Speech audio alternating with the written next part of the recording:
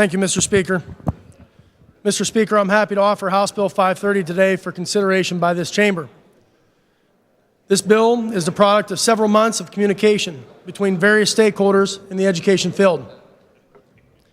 Mr. Speaker, ultimately this bill targets three areas as they pertain to charter and cyber charter education in the Commonwealth of Pennsylvania.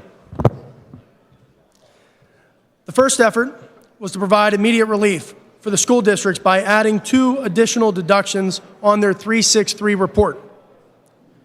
To that end, this language will allow school districts to deduct expenditures for food services along with previous year's cyber school costs. Research has indicated that this will save our public school districts roughly $27 million annually. The bill then goes a step further and seeks to make some long-term corrections related to charter school funding. House Bill 530 will require an advisory commission to be established, which will include participation from the following stakeholders: the Department of Education, the State Board of Education, members of the legislature, and appointees that represent the interests of charter schools, cyber charter schools, and school districts. This commission will be tasked with identifying appropriate funding formulas for these institutions, as well as consider how to compare charter school performance with the performance of a student's home school. Mr. Speaker, House Bill 530 will also provide financial relief for school districts by imposing a fund balance limit on charter and cyber charter schools. Furthering this effort, charter and cyber charter schools that exceed fund balance requirements will be required to reimburse the tuition-paying entity. Additionally, this bill will provide for direct payment of charter and cyber charter schools by the Department of Education. This will be done in conjunction with improved enrollment documentation and dispute resolution procedures for the home school districts to utilize.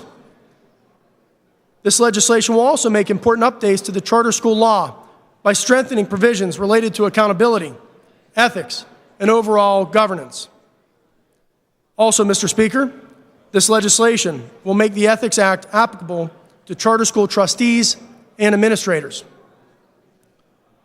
Mr. Speaker, House Bill 530 also addresses conflicts of interest, nepotism, auditing requirements, and transparency requirements.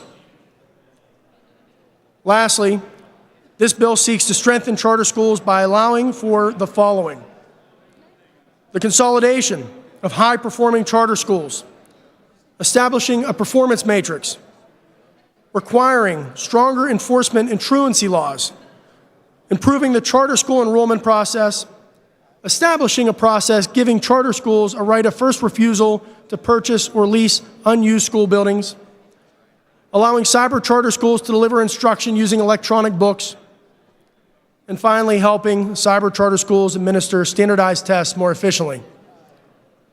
House Bill 530 is a very broad bill, and it addresses a variety of needs. It was crafted with the input of education professionals along with legislators of this body. I believe it to be a fair and nonpartisan piece of legislation. Therefore, I respectfully request a yes vote from my colleagues on House Bill 530. Thank you, Mr. Speaker.